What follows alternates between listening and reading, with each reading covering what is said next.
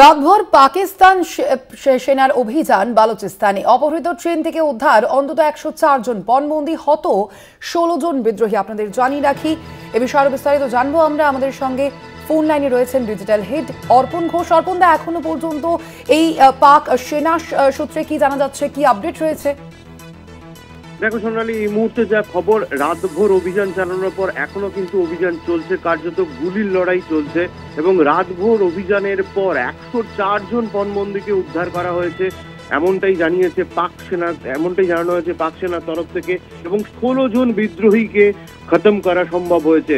যতদূর এখনো পর্যন্ত জানা গিয়েছে, পাক রেল সূত্রে যে বিবৃতি দেওয়া হয়েছে তাতে পরিষ্কার বলে দেওয়া হয়েছে, অপহৃত জাফর এক্সপ্রেস থেকে ৫৭ জন যাত্রীকে বুধবার ভোরে বালুচিস্তানের রাজধানী কুয়েটায় পাঠানো হয়েছে।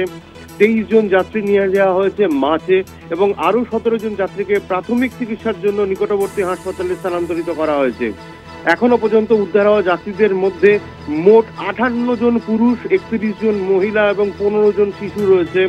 পাক সেনা সূত্রে আরো বিস্তারিতভাবে জানানো হয়েছে, বাকি পণবন্দীদের উদ্ধারের জন্য এখনো অভিযান চালানো হচ্ছে, গুলির লড়াই অব্যাহত। তবে নিরাপত্তা বাহিনীর অভিযান শুরুর পর থেকেই জঙ্গিরা যেহেতু পাট দলে ভাগ হয়ে যায়, ছোট ছোট দলে ভাগ হয়ে গিয়েছে, সেই কারণে কিন্তু উদ্ধারে এতটা সময় লাগছে পাক সেনার। যতদূর জানানো হয়েছে যে প্রায় শেষের দিকে এই অভিযান বলা যেতে পারে, এবং যতদূর সম্ভব আর হয়তো ঘন্টায় ২-৩ মধ্যে পুরো বিষয়টি আয়ত্তে নিয়ে চলে আসতে পারবে পাক সেনারা। আর একটু পিছনের দিকে যাওয়া যায়, আমাদের কলকাতা টিভি দর্শকদের জন্য জানিয়ে রাখি, সেটা হচ্ছে মঙ্গলবার গতকাল সকাল ৯টার সময় কুয়েটা থেকে খাইবার পাখতুনখোয়া প্রদেশের রাজধানী পেশোয়ারগামী জাফর এক্সপ্রেসের দখল নেন স্বাধীনতাপন্থী সশস্ত্র বালুচ গোষ্ঠী বিএলএ, অর্থাৎ বালুচ লিবারেশন আর্মির বিদ্রোহীরা। তারাই নিয়েছিল, তার মধ্যে ৫০০ জন যাত্রীকে তারা পণবন্দী করেছিল, ৯টা কোচ ছিল। এই যে ঘটনা ঘটেছে, গতকালই তারা দায় স্বীকার করে নিয়েছিল বিএলএ তরফ থেকে, এবং তারপরেই পাক সেনার অভিযান অব্যাহত ছিল। রাতভর অভিযান হয়েছে, অবশেষে আজ কিছুক্ষণ আগে ১০৪ জন পণবন্দীকে উদ্ধার করেছে পাক সেনা।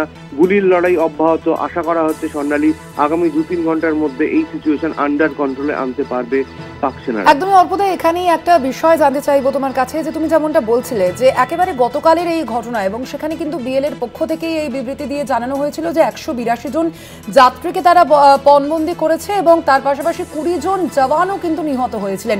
সেক্ষেত্রে এখনো পর্যন্ত বিএলএর পক্ষ থেকে কি কোনো বিবৃতি আর দেওয়া হয়েছে? না, বিএলএ পক্ষ থেকে এখনো পর্যন্ত কোন রকম কোনো বিবৃতি দেওয়া হয়নি। তবে এই মুহূর্তে লেটেস্ট যে খবরটা তোমাকে জানিয়ে রাখি, এই মুহূর্তে যে খবর এসেছে সেটা হচ্ছে ট্রেনে থাকা অন্তত ৩০ জন সেনা এবং আধা সেনা, তুমি যেটা বললে সেটা পেয়েছে, কিন্তু যখন নিরাপত্তা রক্ষীরা এই যে ট্রেনকে উদ্ধার, যারা পণবন্দী ছিল তাদেরকে উদ্ধারের চেষ্টা করছিল, যাতে উদ্ধার করতে না পারে সেই কারণে সেনাদের আটকাতে রেল লাইনের একাংশ উড়িয়ে দিয়েছে বিদ্রোহী বালুচি যোদ্ধারা। অর্থাৎ আরো কঠিন পরিস্থিতি হতে চলেছে পাক সেনাদের জন্য, রেল লাইনের একটা অংশই উড়িয়ে দিয়েছে এই বিদ্রোহীরা।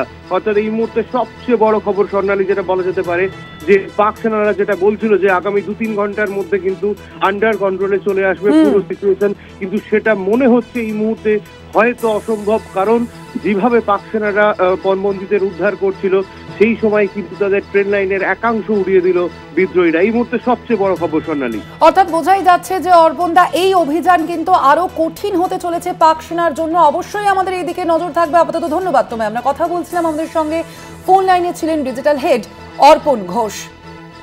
রাতভর পাক সেনার অভিযান, এবং সেই অভিযানের পরই যেমনটা জানানো হয়েছে ইতিমধ্যেই পাক সেনার পক্ষ থেকে, যে বালুচিস্তানে অপহৃত ট্রেন থেকে উদ্ধার করা হয়েছে অন্ততপক্ষে ১০৪ জন পণবন্দীদের। যদিও তারা যেভাবে সহজ ভাবছিলেন যে এই অভিযান আর ২-৩ ঘন্টার মধ্যেই তারা শেষ করতে পারবেন, কিন্তু সেটা কিন্তু সম্ভব হবে না বলেই জানা যাচ্ছে ইতিমধ্যেই। অবশ্যই আমাদের নজর থাকবে এই খবরের দিকে।